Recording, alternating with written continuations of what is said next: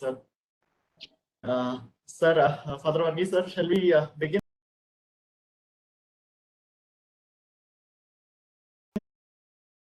Sister Lindsay, Sister Lindsay, very good morning. Welcome to this program on getting to learn more or getting to know more on the commerce aspect and commerce sector of this economy or of this great nation, and thereafter to venture and to know, or rather deep dive into this bright course called Chartered Accountancy, and to get to know a little more further. We have here with us a very honorable or a very respected past chairman of Ernakulam branch, CA Vivek Krishna Govind sir, to lead the session for us today. We have our very dearest principal of Don Bosco School, Father Varghese, Sister Lindsay George, past chairman of the branch, Roy Varghese sir, Students Association chairman of Ernakulam branch, Salim A. So before we probably formally start or go into the session or to the program, we will start with a silent prayer.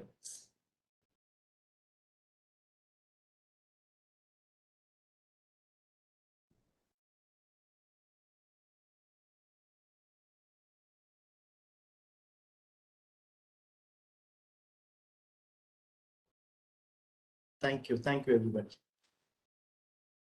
May I now invite and request very respected principal of Don Bosco School, Father Varghese sir, for his welcome address, please. So good morning, everyone. Ranjit R. Warrier, the chairman, one of Ernakulam branch CIRC of ICAI, and Mr. Vivek Krishna Govind, the keynote speaker of the day, other respected members of the council, and Sister Lindsay, the executive member of the association, and dear students of ICC schools. This program is organized by ASISC and conducted by Ernakulam branch of SIRC of ICAI on career counseling. The topic that we are dealing is on chartered accountancy, and I believe it is a very relevant topic to be dealt in a webinar like this. Why? See, the present system of education needs to be competency based or skill based. It needs to be skill based education because only skill based education can make the citizens of a country employable. Theoretical knowledge alone will not produce employability in the country. And that is the biggest challenge that our society faces. And the new educational policy strive hard to achieve this goal. Make its citizens employable for the goodness and usefulness of the country. So I'm very happy that this Ernakulam branch of CISC has come forward to organize this webinar for the students of ASIC schools, and I'm happy to welcome all of you. And this section, the opening remarks of the session is given by CA Ranjit R. Warrier, the chairman of Ernakulam. Very young and vibrant leader, maybe the youngest to hold this post. I had interacted with him a couple of occasions, and I experienced in him a leader with vision, endurance, and perseverance, because we have begun to dialogue for this section quite months ago, and he was at it. That manifests his perseverance capacity, the quality a leader needs to have to go ahead with tasks entrusted with. And I cordially welcome you, sir, to this program. Thank you. Thank you so much. Thank you. And this Thank you. main section Thank you, Father. The main session is given by Vivek Krishna Govind. And he is a former chairman of the council, and he is a partner of Verma and Verma Chartered Accounts with more than 20 years of experience in various areas of audit, taxation, and management.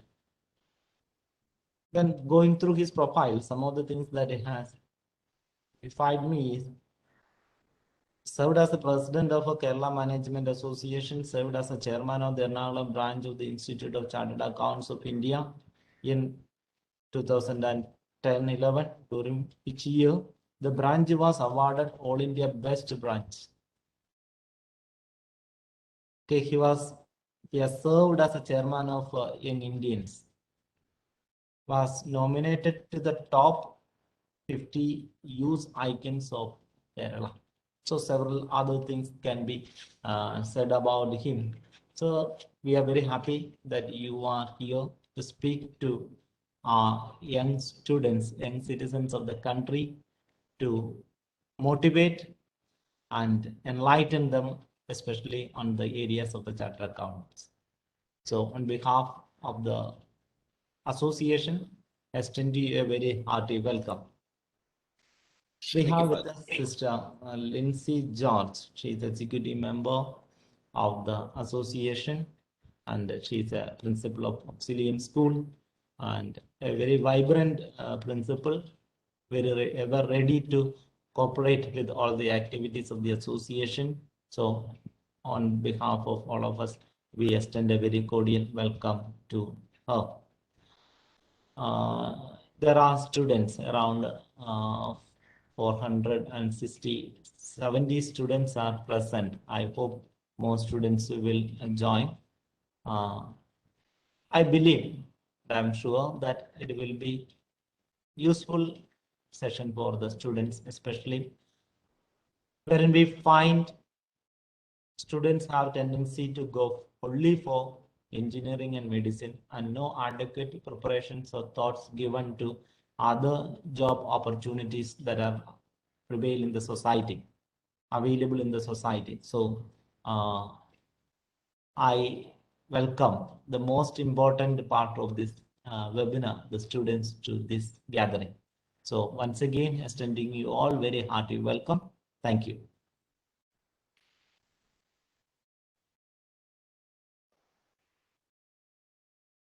Thank you, Father. Now I invite CA Ranjit Tharwaliyar, our chairman, Ernakulam branch of ICAI, for his opening remarks. Over to you, sir. Thank you, Lissy Babita.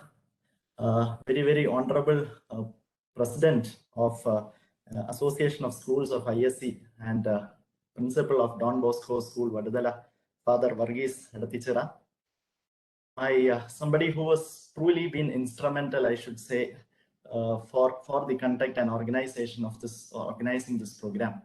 Like how he rightly said, it's probably been few months that we've started to interact, and the way in which he has a great vision. And it was in fact his idea that we could hold or host a session like this in the good interest of children, whom he rightly addressed as the future of this country. With his vision, with his idea, I'm sure the association itself or the school is going to reach greater heights. And he has in fact great ideas in terms of the commerce sector that we are in discussion with. My very beloved past chairman of Ernakulam branch, somebody whom I can rest my shoulder on for any help with regard to the institute or for anything else, even be of a personal front. Somebody who's brought in a lot of glory to Ernakulam branch during his term in 2010-11. where our Ernakulam branch was adjudged the best branch in the country. And somebody who's been spearheading various forums, my big brother, if I can call him, C.A. Vivek Krishna Govind sir, Sister Lindsay George, executive member of the association, Kerala region, office bearers of the association, my dear office bearers of Institute of Chartered Accountants of India, course coordinator of Ernakulam branch of academics, Lisi Babita, my dear students who are the future of our nation. Indeed, a great moment of happiness and pride for us at the Institute to be organizing this kind of an awareness program in the good interest of students. Like how Father rightly said, the opportunities, the wide horizon that the commerce sector itself has in demand these days, where it is very evident during, probably in the school days, where gone are those days when the people with our students with lower marks go and apply for the commerce stream. Gone are those days. Now people or students or their parents are very specific, very keen on what their child wants in the commerce stream, on how the wide the horizon is, how wide the opportunity is, how wide the world is open to in the commerce sector.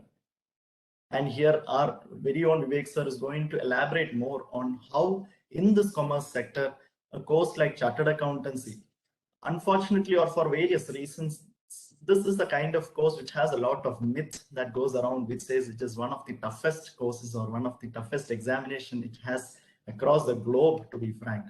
And one of those courses which hasn't got much of awareness and the awareness that it truly or richly deserves.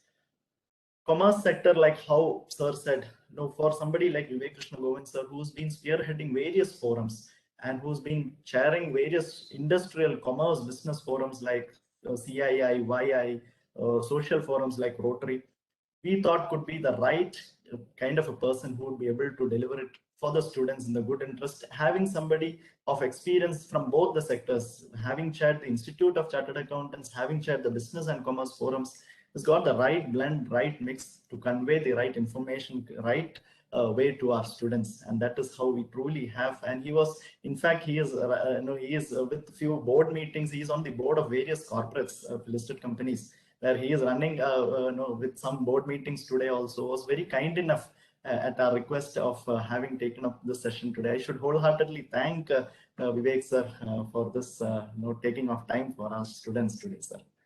Thank you. Thank you. But this pretty much it. Let us all look forward to this great session that we are all eagerly waiting to. Let's try and keep it as interactive as possible. Vivek sir is at its best. He is there for us for anything. We are all here online as well. Let us keep it interactive as much as possible in the good interest. We have around 1,000+ registrations. We see the count ticking every second. So we'll probably have the students joining in a few minutes or so, but I think we will go into the session. So once again, thanking the wholeheartedly the Honorable President of the Association and Principal Father Varghese. We look forward to taking this association to greater and newer heights. So thank you so much. Thank you, Chairman sir. Now I would like, I would like to introduce our speaker for the day. Profile of CA Vivek Krishna Govind. I'll just go through a brief profile. Partner of Messrs. Verma and Verma Chartered Accountants with more than 20 years of experience in various areas of audit, taxation, and management consultancy. Qualified CA final exam with the ICAI award for the highest marks from Kerala. Served as the president of Kerala Management Association. Served as chairman of our Ernakulam branch of the Institute of Chartered Accountants of India, and during which year the branch was awarded the All India Best Branch Award. Served as chairman of Young Indians, was nominated to the top 50 youth icons of Kerala. Served as the president of Rotary Club of Cochin Downtown. Served as a vice president of the Kerala chapter of the Information Systems Audit and Control Association. Nominated member of Kerala State Council of Federation of Indian Industry. Served as visiting faculty and associated with various premium management schools in Kerala. Profile goes more than this. I just concluded this. Now I invite CA Vivek Krishna Govind for his speaking. Invite you, sir. Thank you. Thank you so much, madam. Good morning to all of you. Am I audible? Chairman and my very good friend and brother Ranjit Warrior, most distinguished Father Varghese Edatichara, the President of the Association, my good friends on screen, Roy, Salim, Babita Madam, and all the other distinguished dignitaries who are present here, and my dear students, Lindsay Madam, and all of you students, very warm welcome to you once again. At the outset, let me thank Ranjit and team, the very, very dynamic group which is spearheading ICAI, taking it to an altogether different level. You earlier heard in my introduction about being best branch in the country, etc. But I think today our branch is probably the best branch in the world. That is the way in which our team has taken this forward. The initiatives which are unbelievably innovative during these very, very difficult and challenging times. We had it much easier 10 years ago. Whenever we wanted to organize a seminar, we would call the best of speakers, and and they would just fly in and be with us, and we would have a very swanky hotel in which we would have programs. So automatically the delegates would come in. So I really think we had it much easier back then to organize events.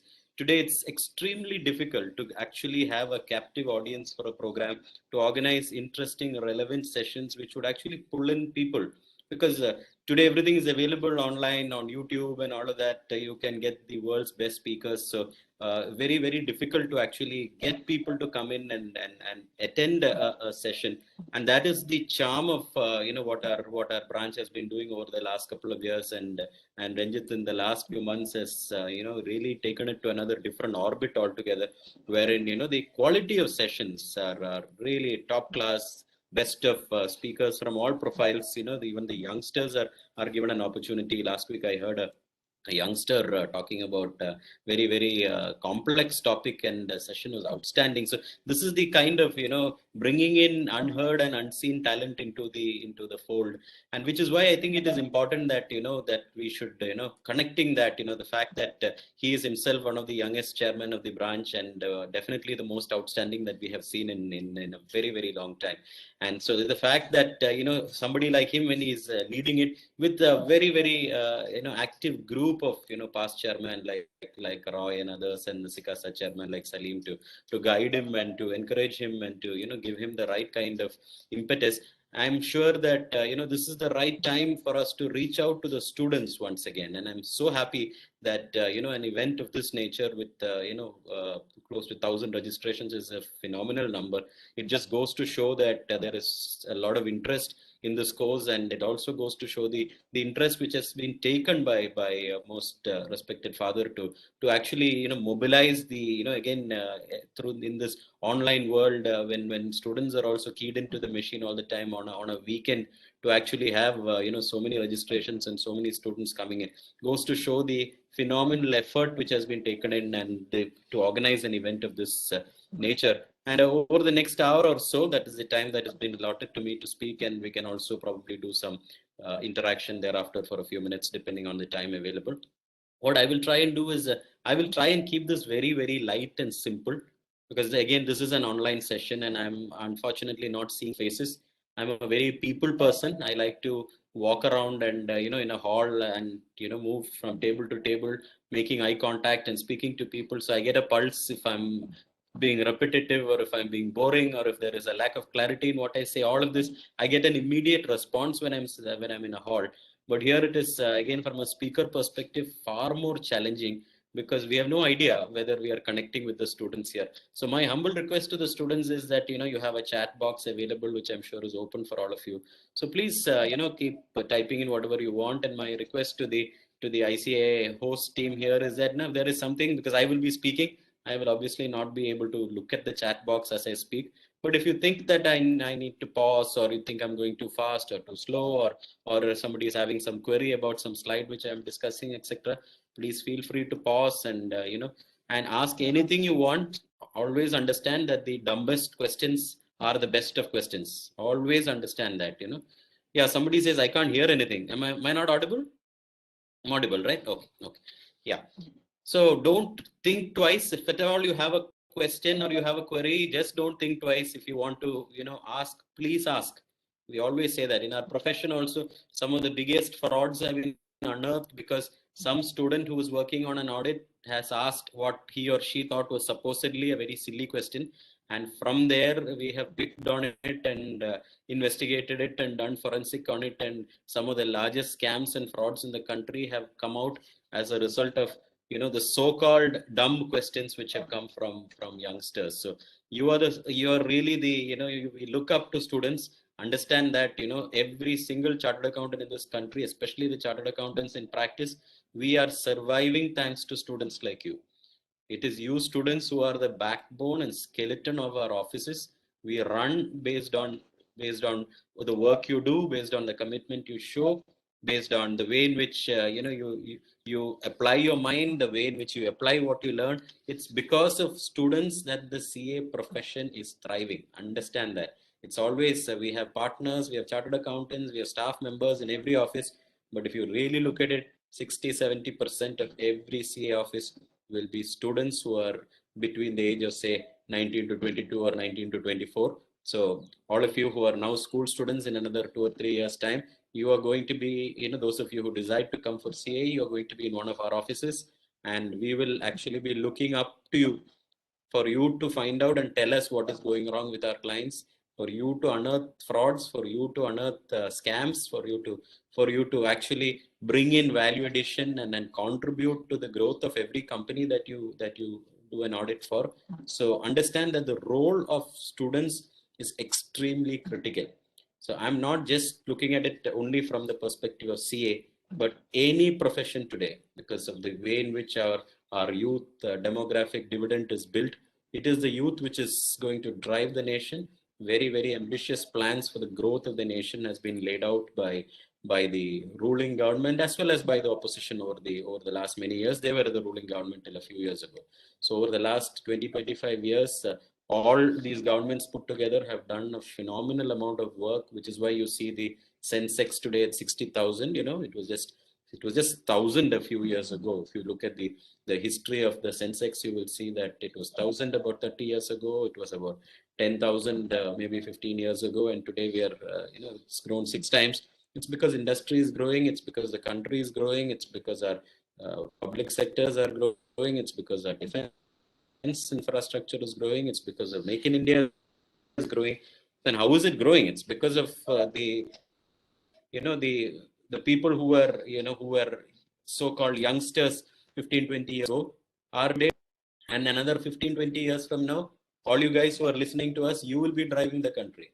So we are talking about a 60,000 Sensex today. We would like to see it at 6 lakhs in another 15 years time. That is where the Sensex should be. That's where the industry should grow, and it should be 10 times what it is in the next 15 years, 20 years. By the time many of you here will be sitting as chief executives, you will be sitting as as the managing directors, you will be sitting as the heads of CA practice firms or corporates, or you'll be the best of lawyers. Whatever it is that you choose to do, you will be sitting in position of importance, of significance, wherein the country will be looking at you. So first thing you must understand that you have a very serious role to play. Understand that you are now at a stage and a phase in your life where you need to start thinking differently. I have a son who is in 10th standard right now. So I know that till a couple of years ago, we would also see him like a small boy growing up stage and little baby and all that. But then now a time comes where, a reality check is needed, that, career choices need to be made, and, your objective way of thinking, the rational way of thinking about your life and about your career. You need to have ambitions in life. So this is the time for all of that to start. And so I hope that this session over the next few minutes will help you to reorient your thinking. So I have 2 tasks here. One, I will talk about, probably 3 tasks here. One will be that I will speak about various career options for finance professionals, because I don't want to talk only from a CA perspective, because there are a lot of other options also. So you must understand, and if you decide to come in for CA, it should be a well thought out decision. So I will talk initially about some career options, maybe about 10-12 options for students who chose to be in the commerce or the the economic front kind of careers. Thereafter, obviously, I will speak about CA. I'm very, very passionate about the profession in which I'm engaged in. So I will certainly talk about CA and the nuances about our course. And finally, a few minutes, I would also like to talk about some of the qualities which I think as students, all of you need, which, probably, hopefully, those takeaways will help you in the long run also. Slight, subtle change, if some of you can make to the way you function, I think that will take you a long way in your career ahead. All right, I think with these words, what I will try and do is I will share a presentation to start with, and then let me see if I can share it from here.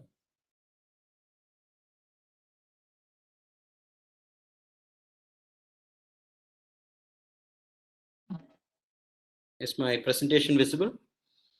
Yes. Visible. All right. Okay. So next 15 minutes, I will try and talk you through probably close to a dozen odd career opportunities in the finance sector, and then we'll take it forward from there. So what are the options?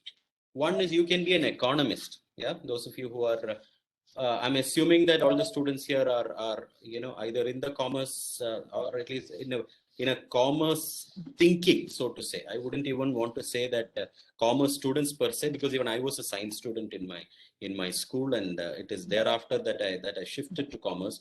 But I had a commerce perspective. I decided by the time I was in senior school that I would move to that. But because of the school in which I studied in at that point did not offer commerce, and I did not want to leave my school. So I took up science, but nevertheless, I had more or less decided that career-wise, I would move to commerce because I have a little bit of family legacy from the commerce space. So I had decided that I would move to that, but I wanted to be in my school till 12th standard. So I continued in the science stream. So this is not, what I'm saying now is not intended only for students who are taking commerce, but also for those of you who are science or art students who tomorrow feel that they can also transition into the commerce world and pick the relevant subjects or a career choice at that point in time. Okay, so economist is a very, very interesting career.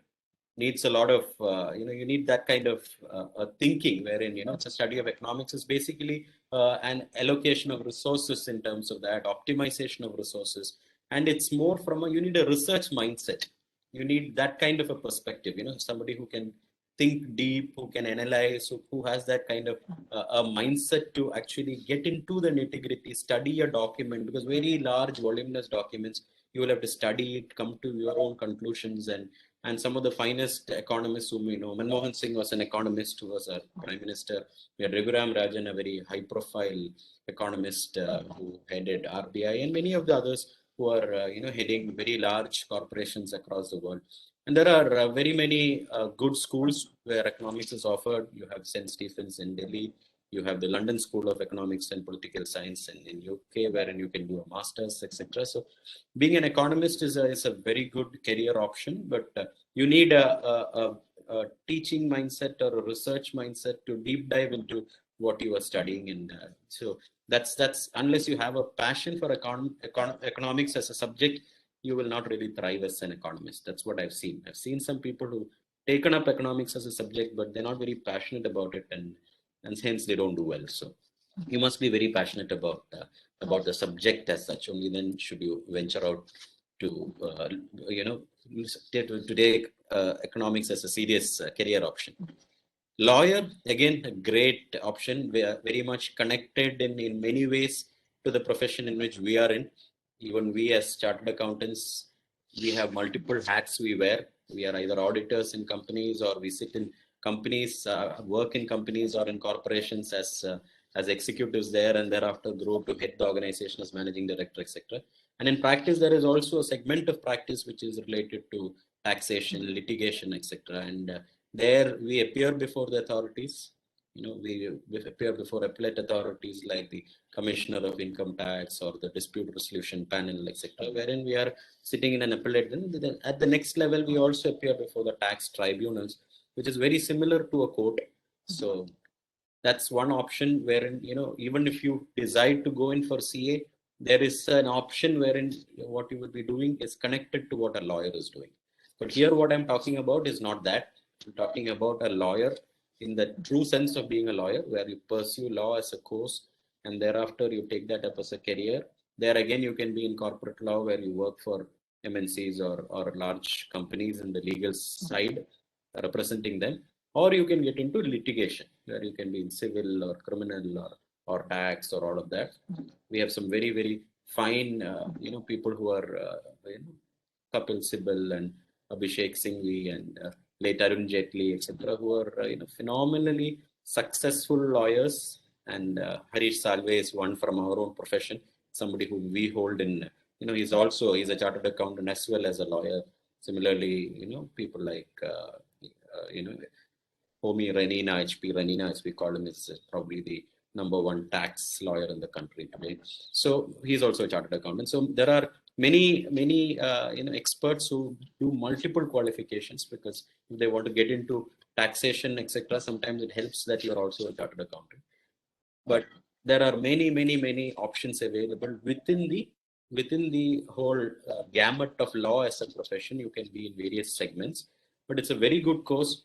But here again, you must understand that you must have that ability to argue, ability to analyze critically, ability to distinguish between certain facts which are brought to you, and to thereafter argue for the benefit of the client, etc. You need that mindset for it, and you need very good communication skills. I think these are all very critical. So somebody wants to be a lawyer, and if you don't have the necessary communication skills, etc., please start working on it. Anything is achievable. You're all young students. So because you don't have good communication skills or writing skills as on date, you don't need to rule out any career. You're all very, very young. In 1 year's time, you can speak English fluently, or you can speak any language fluently, and you can write any language in a fairly good manner if you can really put your heart and soul to it. So law is a very good profession for those of you who want to pursue. Investment banker. I will also talk about banking in another slide, but here investment banker is a little more top-notch career, wherein I'm talking about some of the large, not really a bank per se, but corporations which function with banking facilities and a banking kind of consulting nature. There are the Morgan Stanleys and the Goldman Sachs of the world, wherein investment banking is an option. And here, it's more about structuring.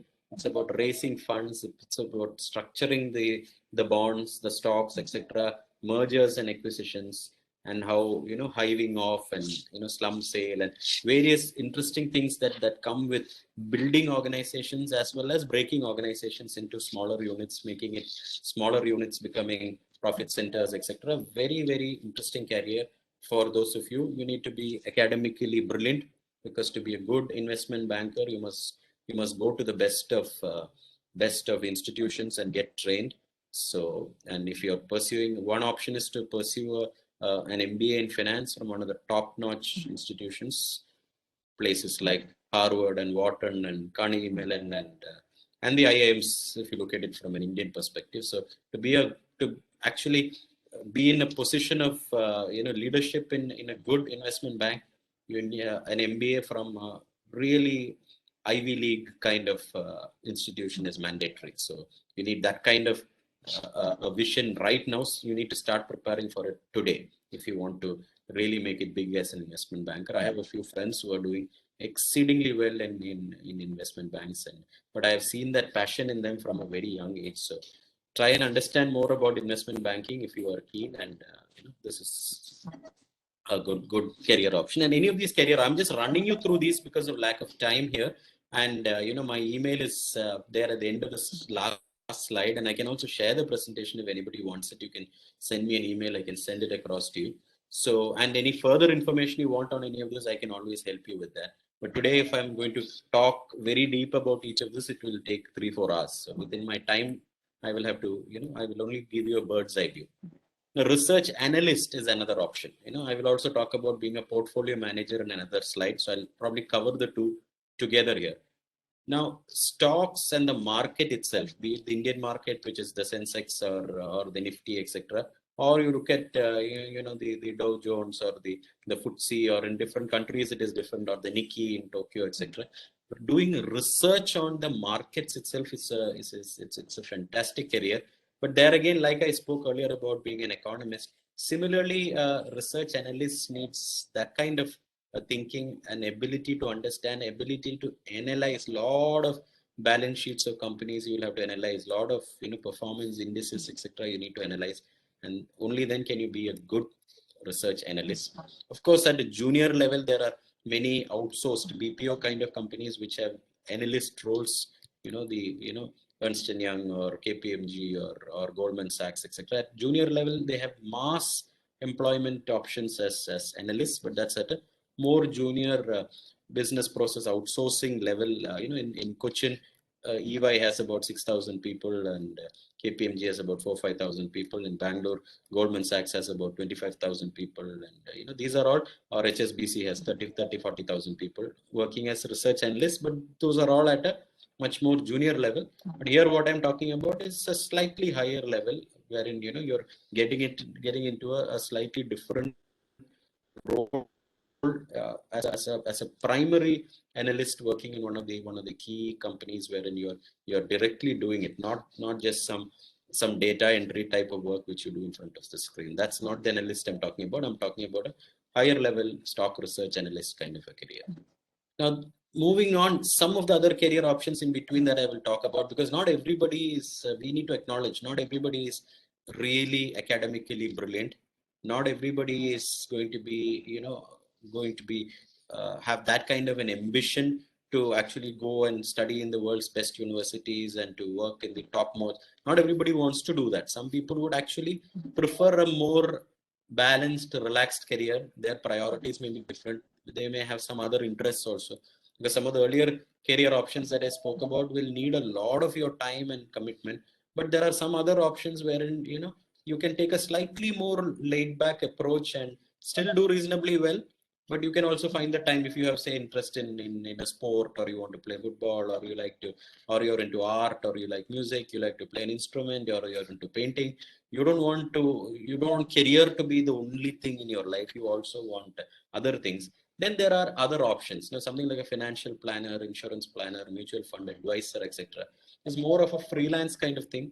So you can do this with probably 4 hours or 5 hours a day. You can do this, and another 4 or 5 hours a day you can also follow some other passion that you have. So that's also an option. You may not make the kind of money that you make as an investment banker or a top-notch economist. You may not make that kind of money. But if money is not your priority, then you can be a money manager, so to say.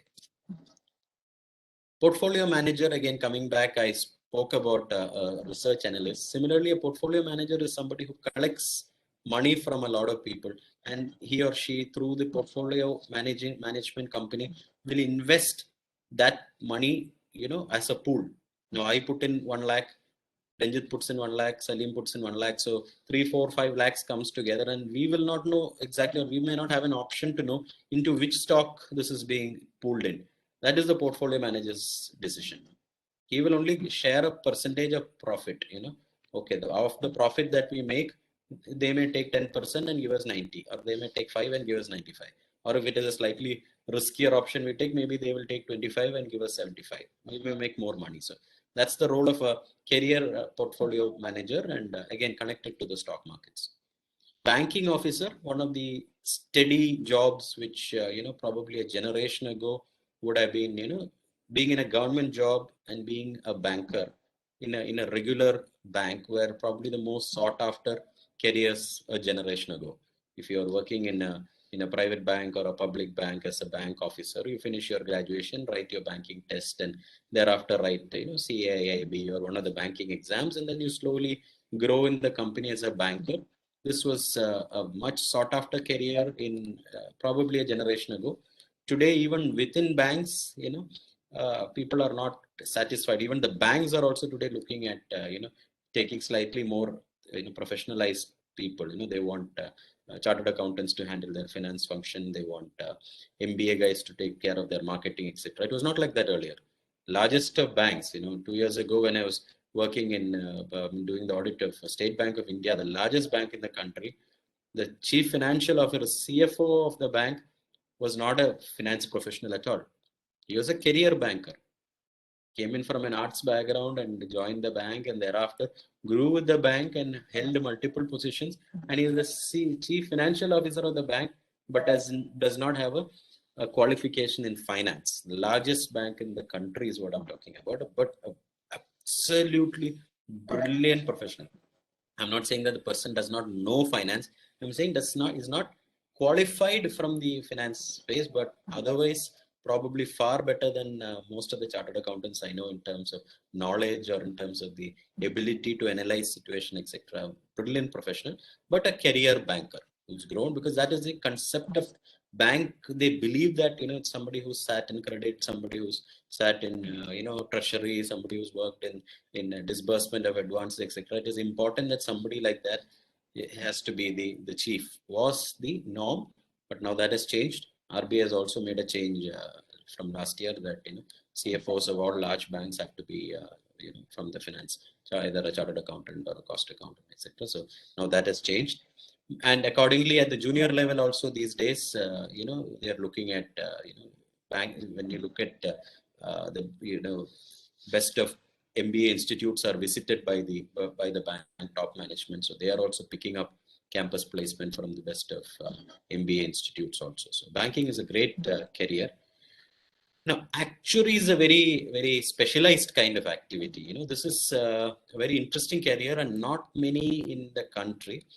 There are again two levels of actuary. One is an actuary which is at a slightly lower level, wherein the basically job of an actuary is to evaluate risk or to assess losses, etc. So this is what an actuary typically does. So let us say a company has has 1,000 employees.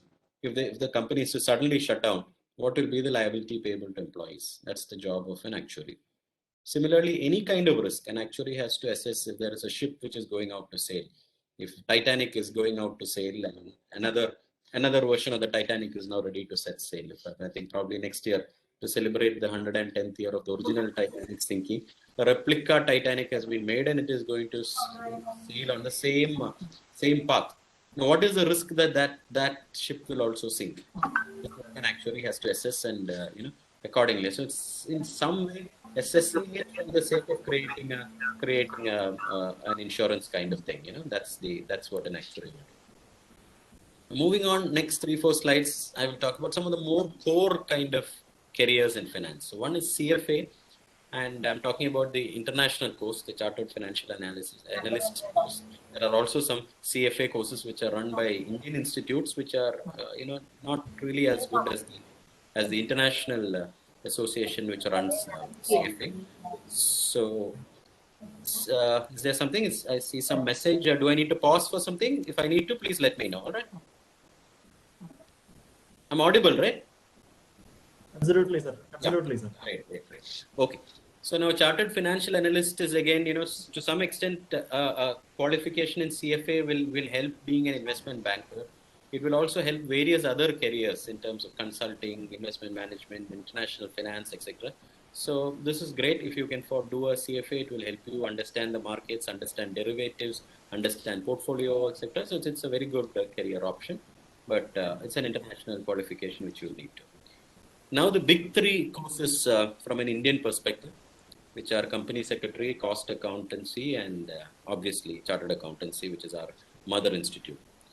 The company secretary largely is the compliance officer, and over the last few years, the role of a company secretary has really, that's really come up. It used to be a very, very, low-end activity where minutes books would be written, and just the compliance from a Companies Act perspective was the only role for a company secretary in the past.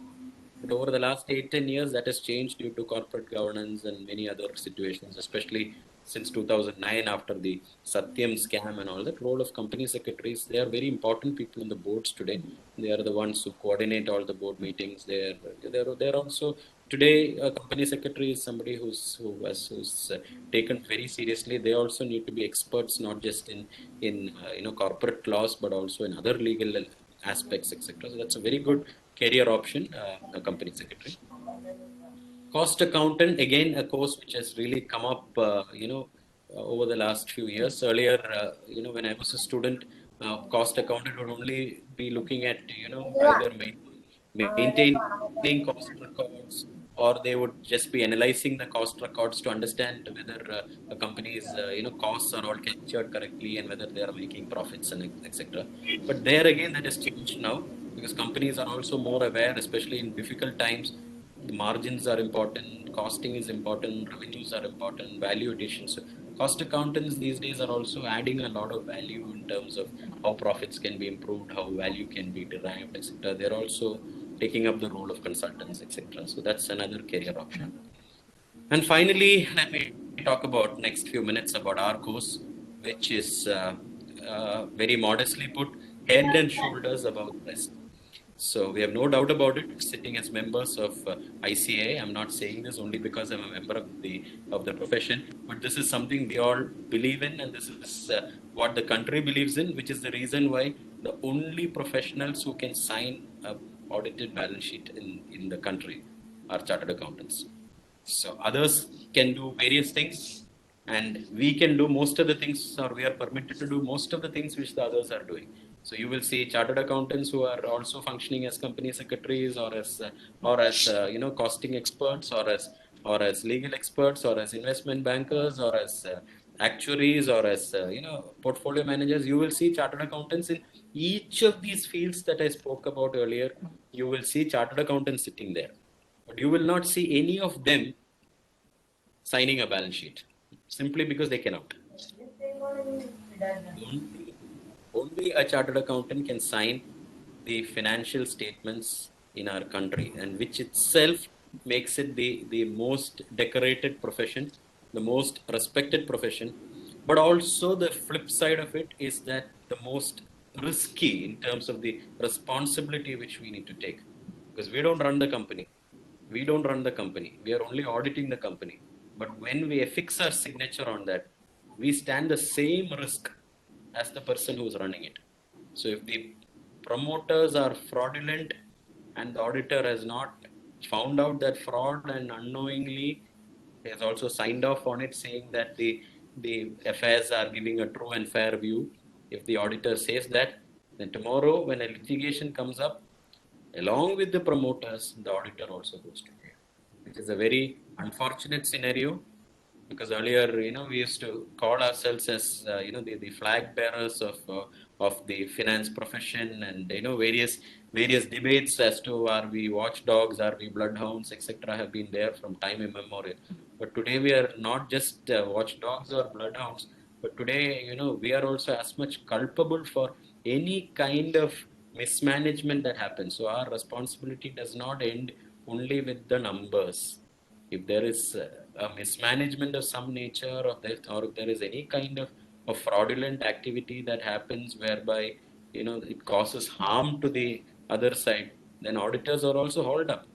Even if there is a big environmental problem that comes up, a leak in the factory which leads to deaths, etc., auditors are also pulled up, saying that why is it that when you are auditing an organization and when you see this is also a risk, because today we are not certifying only the financial numbers. Along with that, we issue what is called another report called the CARO report, where there are a lot of questions about internal controls. We also issue another report called the Internal Financial Control over Financial Reporting. So that ICOFR, as we call it, also has a lot of questions which are connected to internal controls and internal systems, etc. And if we are signing off on those reports without actually looking at it, then we are really sticking our necks out to any kind of problem that comes up. So, lot of responsibility. So you must understand that anybody who chooses to come for CA, you must understand it is the best course, it is the most decorated course, it is the most respectable course, it is the highest paying course, it is everything. All of that you look at when you look at it in terms of respect or money or position or power or authority or anything that you look at, CA is certainly the most premier accounting and finance profession in the country. But let me add very clearly, only those who have commitment, only those of you who really have the commitment. I think I'm getting some voice. This thing, somebody can be muted if there is. Yeah. So only such people should come into CA, people who have the commitment to take that responsibility and to work very, very hard. You need to work really hard with absolute commitments. Easygoing people, relaxed people who think that you just want to have fun alone, please do not come for this. You need to have professional commitment. I'm not saying you should not have fun. I'm an extremely fun-loving person, and I'm sure so is our chairman of the branch. We are people who like to travel. We are people who have multiple hobbies. We are people who have multiple interests. We have our friendships. We hang out. We do all of that. I'm not saying you should stop any of that. I'm not saying you should not go for movies. I'm not saying you should not go for rock shows or whatever it is that's of interest to you. I'm not saying any of that. But when you sit down to wear your professional hat and when you're working and auditing, you must have that commitment. That's all I'm saying. All right. So now I'll move on. I think next 15 minutes or so, I'll talk about what the course is all about. Yeah. What are the various, I will not talk too much about it, but I will just quickly take you through the course as such. That, yeah, it's clear, right? I'm audible, right? No problem? Yes, yes, sir. Apparently, there is some disturbance that we hear. Yes. We can't identify from which mic it is because all of it are on mute. Oh, okay, that's fine. I will just, in case I go, my audio is not, just let me know, send a text or, all right. So now what are the opportunities for chartered accountants? So this next few slides have also been helped by the ICAI scheme, which has helped in preparing the whole structure of the course and the opportunities, etc. These are slides courtesy of ICAI also. Excuse me, sir. Slides. I think next few slides are very, very important. So I would request, in case some of you have not been concentrating or you are doing other things, I hope next 10 minutes at least, please be with me because I'm going to take you through what the CA course is and how you need to go about it so that you have a bird's eye view about the course also. So what are the options for professionals once you qualify as a chartered accountant? Typically broken down into 3 options. Either you're a professional practice, people like Rajit and Salim and Roy and me, etc. We are all practicing chartered accountants. So we do audits, we go to corporates and or partnership firms or other businesses and we verify the records. We check our team basically. Again, most of it done by young students like all of you who are pursuing CA. They do the work and we check for compliances, we check for control issues, we check all the financial reports, we see whether there are any frauds, etc. and we audit. Next, we also do income tax, wherein we are doing legal, ethical income tax planning. That is all that we do. We do not do anything whereby we are telling people don't pay tax and how to evade tax and all that. These are not things which chartered accountants advise. So what is legally permissible? There are a lot of tax planning options which are there in each of the statutes. So based on that, we advise how much tax can be minimized in legal ways. That's income tax. Similarly, with the previous regime service tax, now it is GST, and previous regime value-added tax, which is also GST. Now, many of these taxes have now come together and are part of the GST regime now. Consulting, very, very lucrative business, a lot of money in management consultancy because basically you're helping businesses, how to run businesses, how to improve businesses, how to make them more efficient, how to achieve various objectives, planning, strategy, policies, financial management, costing systems, budgeting systems, working capital management, all of these come in management consultancy services. This is another very important activity we do. Then our people, again, it's the services or working in industry. And when we say industry, you start small as a junior manager and then you go all the way up to being a CFO or CEO or a director of finance or a managing director, etc. And also work in very large, so I'm getting a message that the sound is breaking. Is there a problem?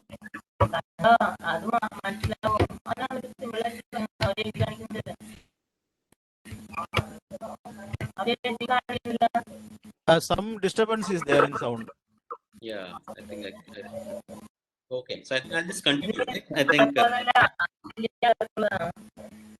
yeah, something I can see some pop-up messages coming. So, anyways, I don't think we can do it. Chalo. So I'll get back to this. So this is the third option. We spoke about practice, spoke about a career in consulting, and third is in industry. So industry includes private, it includes government. It also includes some of the other careers I spoke about earlier.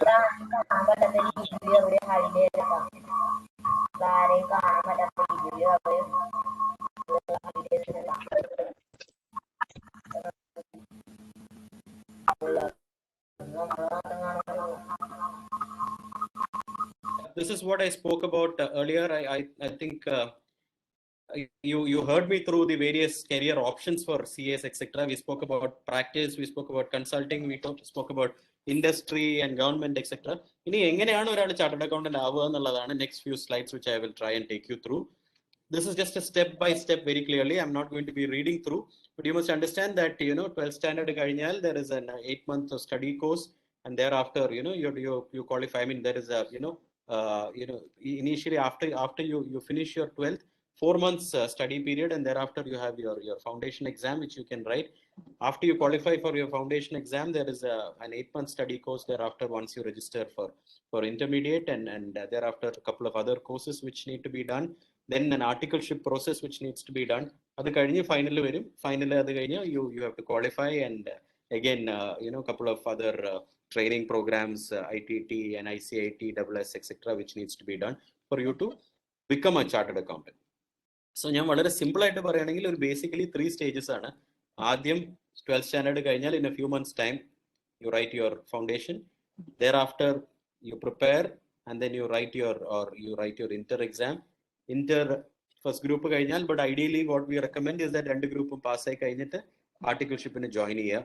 Join ചെയ്ത് കഴിഞ്ഞാൽ there is a 3-month period, and here let me stress on this articleship period and practical training is most important. And ഇതാണ് chartered accountancy what differentiates a chartered accountant from rest of the other professions is this articleship period. Why is it that CA course has the kind of respect it has is because 3 years you're working with a practicing chartered accountant. Young students are working hands-on in the office of a chartered accountant, getting to know all the nuances of audit. So those 3 years of absolute commitment is required when you work there. And that is what differentiates a CA from any other professional. So yeah, somebody says my sound is too low. Am I all right? Is that okay? Am I audible? Audible. Okay. So now this is the CA foundation route. Now next is the direct entry route, which is basically for those of you who have not completed inter of the CA Institute, but the ICA has allowed a different route also. Those of you who have completed your graduation, commerce students or postgraduate with minimum 55% marks, or other graduates with minimum 60% marks, and those who have studied and cleared the inter-level exams conducted by either the Company Secretaries Institute or the Cost Accountants Institute can also now be eligible to start their articleship and pursue their course. So this is the other option, direct entry, and how you can go about it is also there. I'm really not reading all this. So basically 2 approaches, either the CA foundation route after your 12th, or the direct entry route after your graduation. At this stage, this is all that you need to keep in mind. And thereafter, it will take you roughly anywhere between 3 to 4 years for you to go through the whole grind, whichever route you are choosing. So at this stage, I'll just keep it simple and not give you 10 or 12 steps and all that, but just keep this in mind. If you're coming through the school route, then finish your 12th, write foundation, and then do inter final along with that articleship. If it is direct entry route, complete your graduation, then your inter final along with articleship. Very simple. I'm just keeping it simple here. In between that, there are 2 or 3 courses which are mandatory, which are organized by ICAI, which need to be done. Computer and personality development and all of that, and you'll get to know all that once you join for that. Okay, so this I've already taken you through. Now, what about foundation? Again, I told you what needs to be done. I'll just talk about the subjects very quickly. Paper 1 is accountancy, basically. Paper 2 is business law. Paper 3 is paper 2 is business law and correspondence reporting, etc. Paper 3 is business mathematics, logical reasoning and statistics. Paper 4 is business economics and commercial knowledge in business. So very simple subjects, especially for those of you who are commerce students. You will find that these are all very simple. So you will find it very easy, but it will need a different level of preparation. School level of preparation will not be adequate to pass an ICA exam. Understand that. CA exams are much more difficult. So you will need a different level of commitment and focus when you write any CA exam. It's not as easy as a school exam, is what you need to keep in mind. So little more depth little more practice, little more memory, etc., is something, and that's what you need to always remember when you come in for any CA course for that matter. After that, intermediate. Now, what are the subjects? There are two groups basically, each having 4 papers. Paper 1, accounting. 2 is corporate law, other laws. Again, 2 parts. Paper 3 is cost and management accounting, and paper 4 is taxation, which includes income tax and indirect tax, which is basically GST and some of the other allied laws. And the second group is advanced accounting, auditing and assurance, enterprise information system and strategic management, which is a little bit of computer also comes in there, and financial management and economics. These are the subjects for the intermediate course. And for final, you have again 8 papers: financial reporting, strategic financial management, advanced accounting, corporate law and other economic laws, and strategic cost management. And you also have some options, which is something interesting which has come up. So these are all things which you will understand. I'm just taking you through all this.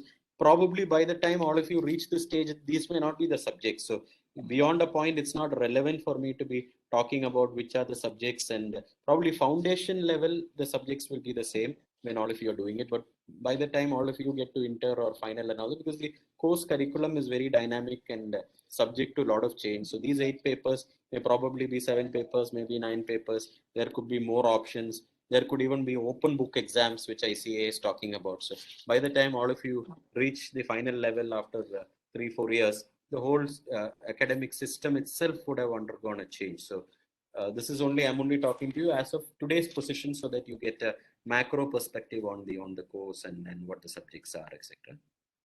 And I spoke about the importance of articleship and article training, and this is just a slide which shows how important it is. I've already spoken to you about it, and that's something which needs to be taken very, very, very seriously. And this is a very important slide, because this is something which we always talk about when we discuss. It's one of the cheapest courses in the country. So this is not, we spoke earlier about, things like investment banking and, or pursuing economics in one of the premier institutes, etc. Those are all very expensive affairs, or even doing law in one of the premier colleges and all that is very, very expensive. Whereas CA is all put together as it stands now. Probably this may not change too much even by the time all of you, reach this stage. Also, this would have probably gone up by 5% or 10%, not beyond that. You're talking about a total investment over a 4-year period of just 77,000 rupees. And 77,000 rupees will, you get a stipend every month, that is also again dynamic, the numbers are changing, etc. And the stipend you get over a 3-year period put together will be almost similar, if not more than the 77,000. 3 years when you work in a CA office, the stipend and the other reimbursements, etc. that you get will put together be more than this, which means over a 3 or 4-year period, once you join up for CA, your total money that you spend is almost nil, if not nil. And all the classes, etc. offered, especially the classes offered by the CA. Sir, let me interfere. There is one request to show that slide 30 once more, please. All right, sure. I'll come back to that, madam. I'll do that. So coming back to this point, this is one reason why, especially those of you, so there are 2 categories of people who come. One who are very passionate and who have the commitment to pursue the best course in the country, but it is also one of the toughest. You must understand that. CA is the best. It's also because ICAI keeps a very high standard in terms of the exam, in terms of the independence. Money cannot buy anything in CA. The wealthiest person will not be able to buy and get a degree here, or simply because you're doing your articleship in the biggest office in the country will not automatically make you a chartered accountant. You still need to study, work hard, and pass your exam. And merit is the only consideration in CA, nothing else. The only profession probably where you'll see merit is the only consideration when you study for exams. In profession, you can be in the biggest firm, you can be a 2nd generation or 3rd generation of the biggest chartered accountant in the country. But if you are not good and if you don't have merit in what you do, there is no point, you will not be successful. That's the beauty of the profession. Each one has to really work hard and create his or her own space and come up in their own way. That's one of the best part. Second is there are a lot of students who come from economically backward or economically not so privileged backgrounds. For such students also, the ones who are willing to work hard, this is the best option because there is absolutely no cost.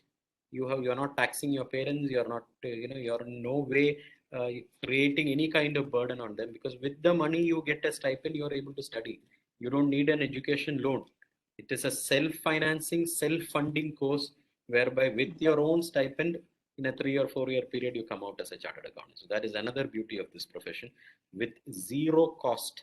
If you look at it over a 3-4 year period, nothing spent by the family, you will come out, and the day you pass, if you have if you passed well and if you have reasonably good communication skills, you are paid phenomenal amount of money. 22-year-old, 21, 22-year-olds are picked up for annual salaries of 8 lakhs, 10 lakhs, 15 lakhs, 20 lakhs, which goes up to 35, 40 lakhs, etc. in campus interviews. So this is the kind of money you make from day one, youngsters who are finishing this. So keep that in mind. When if you want to, some of you here may not have the financial background to pursue some of the other larger, more premier institutes, etc. So my advice to you is do CA, finish it, work a few years, make the money, and then go to those institutes where you wanted to go. I'm not telling you to drop your dream. If you want to go to some expensive colleges, etc., do it after you worked as a chartered accountant for some time and made your money. Now I'll move back to this slide because there was a request from somebody. So articleship training is basically, let me just put it in a nutshell. Once you finish your intermediate, you join chartered accountants like Ranjit and me, you come to our offices, you work with us as our interns for a period of 3 years. In the first year, you will all be learning. You will not know anything. You will not have any practical perspective at all.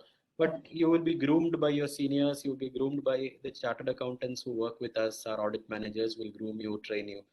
And you go there and you build that confidence in the first 1 year or so. By the time you reach your second year, you would also have established yourself, understood how offices work, gained some experience. So when you reach your second year, you start becoming a semi-senior.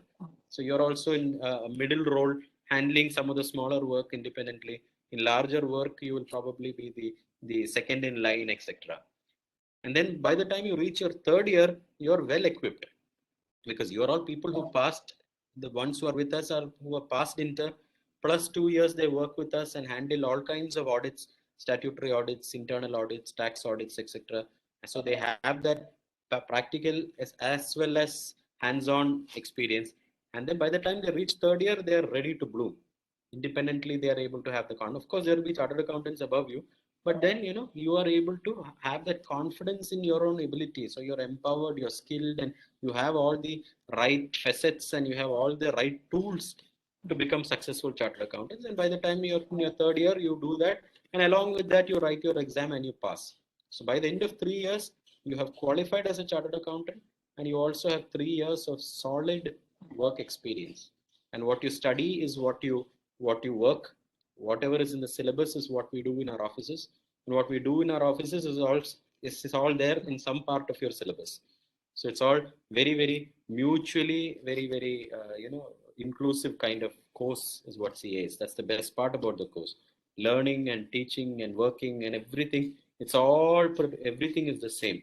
It's only a question of understanding it and executing it and putting it into practice. And along with that, in this 3 year period, you will also work on your communication skills. ICAI is doing phenomenal amount of work, fantastic training programs within this 3 year period. So you have 15-day program, 30-day program, etc., wherein you are improving your communication skills, soft skills, personality improvement. And with these improved skills, you're also working in the CA offices and going to client locations, and there also you get a lot of respect. They treat you will be staff in our offices, so you're treated with a lot of respect. You also carry yourself with that confidence, and by the time you finish 3 years, you're all very smart young executives who are ready to conquer the world. So that's the beauty of our profession, and that's the beauty of the whole articleship process, which is blended into the CA profession, which makes our course very, very different. All right. So I think I'll move on. I spoke about the course fee, and these are the, One question is there. oh yeah, tell me. Is CA based on percentage in exams or only degree? CA based on. No, I haven't fully understood that question, but let me try and clarify it from my own understanding. So to join for CA, you need a certain minimum percentage in your graduation or post-graduation, as I told you. That's at the entry level. Or you have to pass the foundation exam conducted by ICAI. So that's where the percentages end.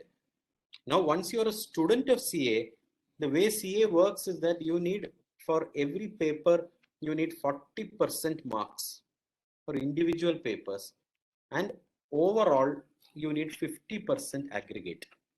So let us say if there are 4 papers of 100 marks, so 400 is the total maximum you can get. So every paper you should get 40, but every paper if you get 40, total will only be 160, which means you have not passed. Total should be 200. So aggregate should be 50%. So the total you get on, let's say if it's four papers, you should get at least 200. If you get 200 total and 40 in every paper, those are the percentages which are required for passing the exam. If you have 40 in every paper, but your total is only 199, you have failed. Or you have a total of 250, but you have only 39 in one paper, you have failed. Of course, if you get above 60, there is an exemption in paper and all that. I'm not getting into all that, but this is how the percentages work for CA. I hope I've clarified the query which has come. All right. If it's not clear, you can ask me again, and if my understanding of your question is wrong, I can take it again. Okay, so these are the contact details. Those of you who want to, you can please note it down. So this will be there on the screen for some time. You can look at that. Another question. Right. One second. Sorry. Is there CA under government? Is CA under government? Yes. Hello? CA. Pardon, sir. CA is under the government. The Chartered Accountancy course, the CA Institute is under an Act of Parliament, which came up in the year 1949, and we work under the Ministry of Corporate Affairs. So it reports to the Ministry of Corporate Affairs. The Corporate Affairs Minister is technically, of course, Institute has its own hierarchy. We have branch chairman. Thereafter, above that, there is a regional council. Above the regional council, there is a central council. And from within the central council, there is a president and a vice president. This is the hierarchy of ICAI. Right now, we have a gentleman called Mr. Nihar Jimbusaria, who is the tax head of Reliance. The first time that somebody from industry is heading ICAI. Thus far, in the last 70 odd years of the profession, it has always been members who are in active practice in the profession who become presidents of ICAI. So that is how ICAI works. Now ICAI comes under the Ministry of Corporate Affairs. So we are a body which works under the ministry, if that's the question. Yeah. So technically, if you say it, we are governed under an act of the Parliament. So, but we are not a government, so to say. It's not a part of government. It is only that we are accredited by the government. Okay. Another question. One second, sir. I am a science student. In future, after graduation, can I study CA? Yes, certainly you can study. You can study for CA, but as we saw in the earlier slides, you will need 60% in your graduation, and thereafter you can through the direct entry route you can join for CA. A lot of very successful CAs who are sitting in very large. I know some CFOs and some CEOs and some very important practicing chartered accountants in the country. I know who have come from the science background. Some of my own partners in my firm. I'm a partner of a firm called Varma and Varma, and some of my partners have also come after finishing their BSc and thereafter moved into CA. Next question, sir. What can we do when we are not able to clear the last exam of CA? Is there any other option after that? My only word of advice to you, if you're not able to pass, just keep working hardest and still hardest. Take the effort that you need, simply because somebody who's shown the commitment to reach till that final stage, it is such a tragedy if you have to stop there. because if you don't qualify, your life and your lifestyle and your career will reach only a certain level. But by putting in that extra hours, if you can just qualify, then your whole life will go to a totally different orbit and a totally different level. So I will never ever, anybody tells me what do I do if I don't pass final exam, I will only say study for 14 hours or 15 hours a day, study more, study harder if you want to, and take more time. For some people you need time, so don't hurry. 6 months or 1 year, take a break from everything and just sit and study and finish it no matter what, irrespective of the age. I know people who were stuck in between, but because they had to, because of family reasons and money, etc., they needed to go back and work and all that, and then they have come back at the age of 45 and 50 and 55 and all that, and finished the exam, and thereafter got all the promotions and gone up in their career. I know people who've done that at a very, if they can do it at 50 with children, and I know a lady who even had a grandchild, at the age of 55 or so, a lady friend of mine who had after becoming a grandmother, she went back and finished her course which she joined for 30 years ago, and qualified. So if they can do it, I'm sure all youngsters can very easily do it. Can I study CA even if I am not so strong in math? Yes, definitely you can. In fact, there is very little maths in CA. Very, very little maths. You'll see that at the initial foundation level, there is some basic mathematics, statistics, and all that. After that, there is no paper in maths at all. The more difficult exams, foundation exam is not very difficult. It's only more like testing whether you have the aptitude for CA is what ICAI tests in foundation. The difficult exams are inter and final is very difficult. And for at both these stages, maths is not a paper. So I know people who are weak in maths, who have run away from maths only, and thereafter come to CA. So, yeah, so that's okay. So another question: what is the most important skill every CA needs? Okay. Difficult to talk about skill. Okay, chalo. You're posing a challenge here. So I will talk for the next 7-8 minutes probably about 5 skills. I thought I will talk about one or two, but since this is a question, are there any other questions? I'll take this as the last question, and then I'll Yes, speak. there is a question, sir. A lot of questions are coming, but okay, you can ask me. The skill is a very interesting question. I think we are not supposed to talk of the ACCA. There are a lot of questions about ACCA. Okay, no, it is I can just I didn't bring that up in a slide because there are a lot of private courses which are international. ACCA is one such. Similarly, many countries which are offering, there is a CMA USA. Some 2 papers if you write, you'll get CMA USA. Like that, even ACCA. There are so many other courses. I know of at least 10-15 courses which are international courses which are offered here now. Those are okay, but here we are talking about. I'm talking here about the premier courses which require a lot of commitment here. Some of those other international courses, I'm not putting down any course here. Let me be very clear. I have a great deal of respect for all professionals who have come through anything. Let it be any international course. It requires a lot of commitment. So I'm not going to say that some course is not good and all that. I will never say that, because every course has its own difficulty, has its own objectivity. Every course has its own teachers who are putting in a lot of hard work to train their students. So a lot of respect I have for teachers as well as students pursuing any course for that matter. But if you are to ask me whether any of these courses are comparable to CA or better to CA, I would say that none of these courses come anywhere near CA. Simple. That's my one line here. Those courses are easier.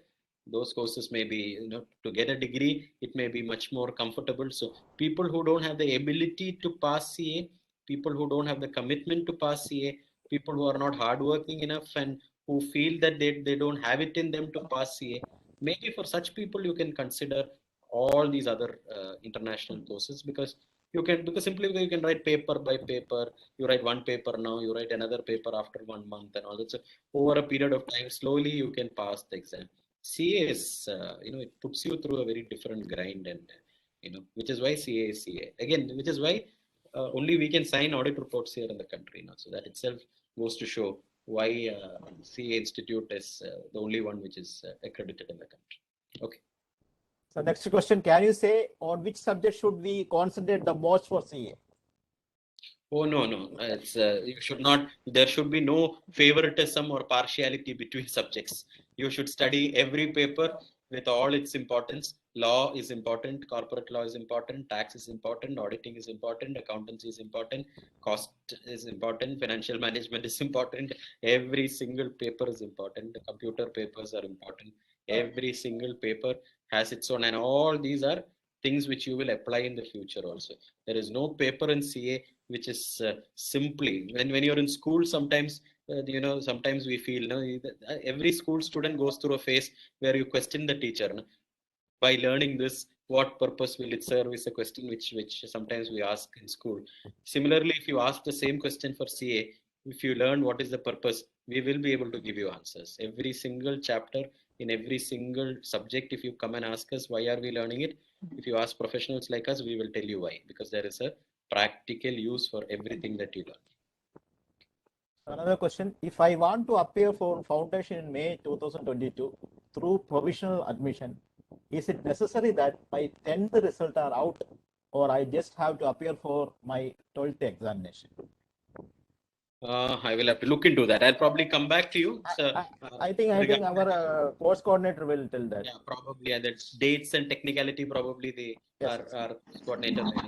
Yes, sir. Yes, sir. For after 10th, you can register for CA Foundation, but you can write the CA Foundation examination only after your +2 examination. You can register and your material and all will be available when you register after your 10th standard. But you can write the CA Foundation exam only after +2 exam. By the time you finish your foundation exam, you have to qualify +2. Is it clear, sir? I think so. Thank you for that. Can we pursue graduation after entering CA through foundation?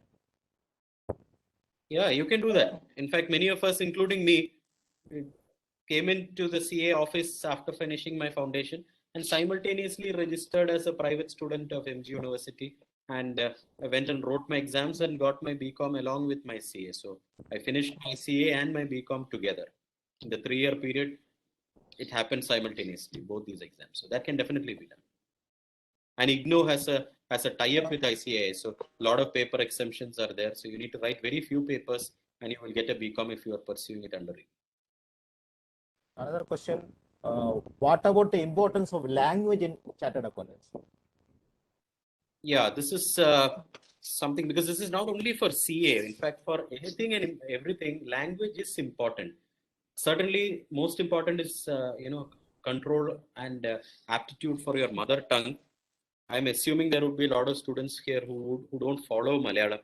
അല്ലെങ്കിൽ ഞാൻ തീർച്ചയായിട്ടും മലയാളത്തിൽ സംസാരിക്കാനാണ് prefer ചെയ്യുക ഇങ്ങനെയുള്ള പ്രോഗ്രാമുകൾക്കൊക്കെ പോകുമ്പോൾ. But since I can't see these students, there could very well be a lot of students from outside, particularly if it's online and all that. There could be students who are not proficient in Malayalam, which is why I've spoken in English, because nothing connects like the mother tongue. I have no doubt about it.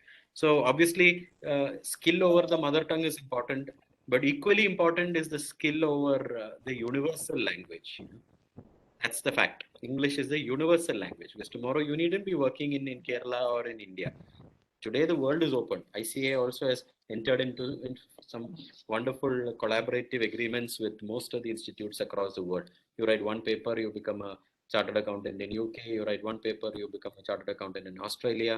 So we've tied up with everybody, and you can't go there without having a good control and aptitude over your language. So my advice to you would be, if your language is not good, please work on it. You're all living in an online age. So if you can study difficult subjects like mathematics and science and chemistry, physics, social studies and economics and accountancy and all that, then studying English or spoken English and written English and all that, you study it because with that passion, 6 months, I'm telling you, I've seen that. Completely broken ഇംഗ്ലീഷിൽ സംസാരിക്കുന്ന ഒട്ടും ഭാഷ അറിയാത്ത ആൾക്കാരെ ഞാൻ കണ്ടിട്ടുണ്ട് എൻ്റെ ഓഫീസിൽ വന്നത്. Within 6 to 9 months, how they have picked up the language. Effort എടുക്കണം. Either you join for one of these IELTS ഒക്കെ നടത്തുന്ന പോലെയുള്ള some agencies run some courses in speaking English, in spoken English or in written English. Join for something. If it's a priority for you, It's, proficiency over a language is much easier than proficiency over any of the other subjects. Yeah. Sir, what Okay. are the opportunities in foreign countries? One question. Oh, opportunity is absolutely awesome now, everywhere, all over the world, because the whole world recognizes that the most difficult and most independent force in the field of commerce and finance is the Indian CA. Most competent people are from our profession, sitting in very important places all across the world. Of course, when you go to a different country, you may need to write one paper or one or two papers about their laws, especially law. Audit and all that, nobody will ask us to write a paper because they know that what we've learned and what we know is much more than that. But law, of course, here we know the Indian law. If you go to another country, you may need to write another law paper because the laws there are different. So, but then somebody who has learned the Indian Income Tax Act, Companies Act, and GST and passed an exam, for them the law in some other country is just cakewalk. It's so simple because the legal system in most countries are so simple compared to us. നമ്മുടെ പരീക്ഷ പാസ്സാവാന്നുണ്ടെങ്കിൽ ബാക്കിയുള്ളതൊക്കെ നിങ്ങൾ ചുമ്മാ പാസ്സാവും. I have no doubt. I've seen it. Some people who are very weak in CA, Indian CA, കുറേ ബുദ്ധിമുട്ടി പാസ്സായവര് വേറെ മറ്റുള്ള രാജ്യങ്ങളൊക്കെ പോയിട്ട് in one shot they were passing the exam with very high marks. So certainly much easier. Yeah. Most of the students are afraid of the mathematics only. Again, the question related to mathematics, whether the average math student can opt for the CA. Certainly, you don't have to worry at all. Maths has nothing to do with the CA course.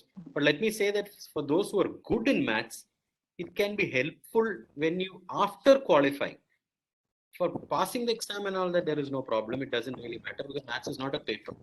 But what I've seen is that people who are good in mathematics, when you're analyzing a balance sheet, because your maths is good, you're able to analyze it better. Numbers are playing more in your head. So be good in maths is an added bonus, but being weak in maths does not in any way have to bother you because there is no CA, there is no paper for either inter or for final for in maths. So don't worry about that. Okay. Then Any other questions? can you tell about the allowances? I think it's time they are asking. Yeah. I'm not really going to get into it, but roughly you can say, initially because it moves because of the cities you are in. Smaller cities, it is one. We are students from so many cities, so I can't tell you about one standard. Smaller cities, it's one rate. Larger cities, it is another rate. Metros, it is another rate.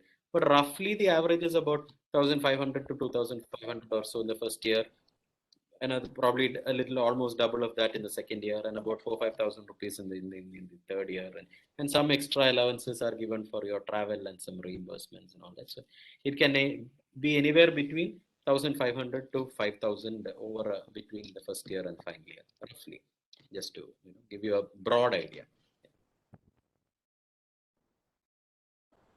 I think most of the questions are answered. Most of it is done. Okay. So then I think just another 5 minutes is 10:45, and that was the time given to me. But since there was a very interesting question about skill sets, I think I'll just stop sharing the screen now. And yeah. You see, I'll just talk about 3-4 skill sets which I think are very, very, very critical. Not whether you come in for CA or for anything else for that matter. Self-discipline is extremely, extremely important.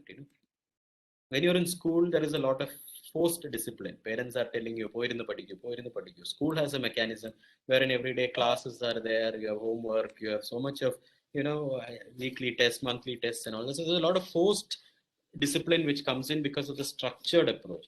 CA, the thing is, or, courses once you finish your school, is that there won't be much of a structure. You need to study at your time. Have work to do, you have studies to do, you have you have to balance it out. So a lot of self-discipline in everyday life is needed in terms of planning, in terms of scheduling your day. So that is one skill set. Next skill set is a lot of hard work, perseverance and commitment. You need a lot of commitment. You want to be good in life, you need to succeed in life. You have to look up to some people who are succeeding, and you need to say, okay, fine, 10 years from now I want to be like him, 20 years from now I want to be like her. You have to look up to people and understand from them and work very hard. Have that ambition, drive, and accordingly It shouldn't just be some random ambition, and you have an ambition and thereafter you switch off and go and watch YouTube or Insta or Facebook and all that, and that's not fine. Have all those. I'm not against any of that. I'm reasonably active on social media and otherwise and all that. So I'm not somebody who will say that you shouldn't have any of that, but everything in moderation. Okay, 15 minutes a day or half an hour a day you spend for whatever. Don't sit in front of a gadget for 10 hours a day and be an addict and all that. So you need to work hard towards your goals, the goals that matter. That's the second. Third is a very positive attitude. Okay, I can do it. Optimistic attitude. Okay, I will try. I will give it my best. It's possible. Somebody is doing it. Somebody is achieving it. So why not me? If someone can do it, I can do it better. Optimism and positivity. 3. Fourth is, you should think independently. Have your own view. Have an independent perspective about things and have a thing. But be independent, but more important is to be a team player. Thinking is independent, perspectives are independent, but when you're in a team, so I may be working in a team, so I must respect the team. So how to work in a team, how to be a team player, how to cohesively take things forward, because only a team can deliver. Ronaldo may be the best, the striker in the world, but if he doesn't have a team backing him, and if tomorrow Pogba and Bruno Fernandes don't pass the ball to him, then what do? You can't just stand in front of the post and expect that, okay, fine, I'm a Man U legend and, I will score all the goals. You can't do that, right? Somebody has to pass the ball to him. Only then will he score for the club, right? So this is required in anything, just as in sport, it's the same thing with profession also. We have a team, youngsters like you are students, we have audit managers, we have junior partners, there are senior partners. We all work together in a team, and it's the contribution of the team that comes together. So be a good team player is 4. Finally, have solid value systems, very good value systems, honesty, integrity, etc. Because it is so important when you come into the finance field. You will have a lot of offers coming to do all kinds of wrong deeds, and you can make a lot of money doing that. In our profession, if we decide to do wrong things, give wrong tax practice or tax evasion or black money, and if we start getting into things like that, we can make crores a year. And at some point get caught and go, finally get debarred and all that. All those things are also happening. So why do all that? End of the day, goodwill is important. Respect is important. Money, work hard, make money. Don't do anything illegal and illicit and make quick money, which will finally, it will all go. That quick money will go. It's only a matter of time. Somewhere down a few years, probably you may enjoy that money and have all the wealth and riches and all that. Somewhere down the line, it will go. So don't do all that. So have value systems, ethos and ethics and integrity and all these are very, very important. So 5 skill sets that I spoke about since you asked about it: self-discipline, hard work, positive attitude, team player, and good value systems. You asked me for 1 skill set, I've given you 5. So with these words, I think I'm running out of time, and I think we will call it a day. My email ID is vivekgovind@varmanvarma.com. You can take it from the organizers. It was at the end of the slide. In any case, any of you want the slides, please, I've shared my slides with ICA. You can please write to the institute team or to the organizers, to the association who's organized the event, and I'm sure they will help you. And personally, anybody who wants to write to me any specific queries, feel free. I will give me 48 hours to respond. That is all. Response may not be immediate, but in 2 days' time, if you send a mail to me, I will definitely come back to you on that. So I'll close with this. Thank the organizers once again, the association and Father and Chairman Ranjit and my friend Salim and Babita Madam and then the whole group here. Thank you very much for this opportunity. Thank you. Thank you, sir. Thank you very much. It was indeed a wonderful session we had here, a detailed session about Chartered Accountancy course. Thank you, Vivek, sir. Thank you. Now I invite Sister Lindsay George, Executive Member, Association of Schools for Indian Schools Certificate for Vote of Thanks. Over to you, Sister.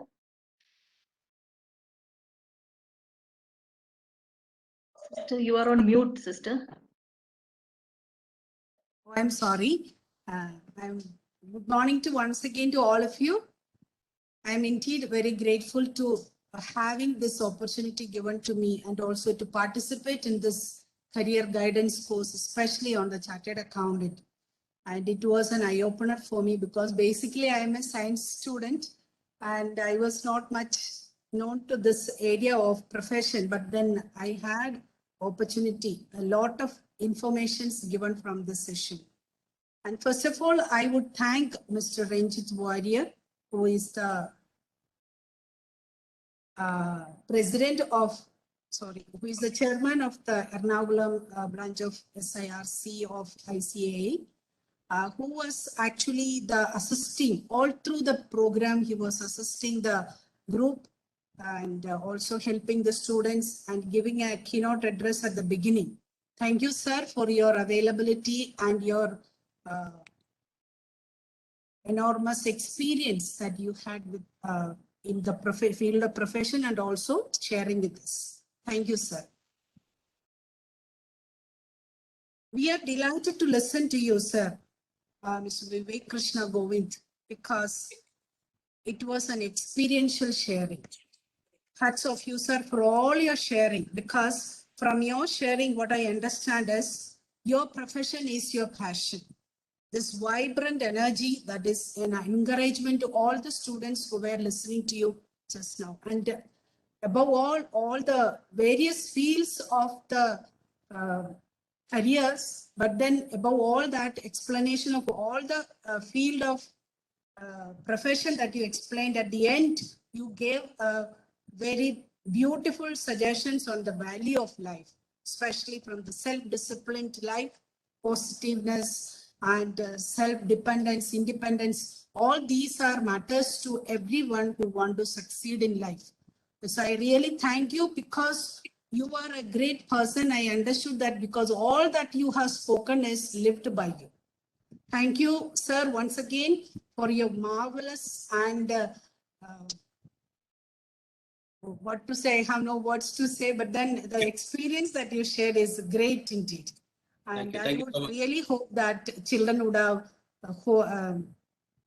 benefited from this. And I also thank all the members from this association, I mean the SIRC, for helping us to have this moment of sharing with us. Thank you. And I am grateful to a great personality who was instrumental to this event today. That is none other than Reverend Father Varghese, the principal of Don Bosco School, Vadadala. Thank you, Father, for creating this an event and making it possible for all the students. And the children were very happy to ask you all kinds of questions. That I was very happy because of you, this event had taken place. Thank you, Father, so much. And I am also grateful to all the participants whose lively presence made this event a successful one. And thank you to once again, and I wish all the best to all of you and pray that you may have greater opportunities in the future to guide the young generation of our nation towards a better society. Thank you once again, and God bless you. Thank you, madam. Thank you. Thank you, sister. I think we can call it a day. Thank you. Yes. Salim sir, anything else? No, Okay. thank you. Okay, Vivek sir, once again, thank you, sister. Thanks for Father Varghese. Thank you all. Thank you. Thank you so much. Thank you. Thank you.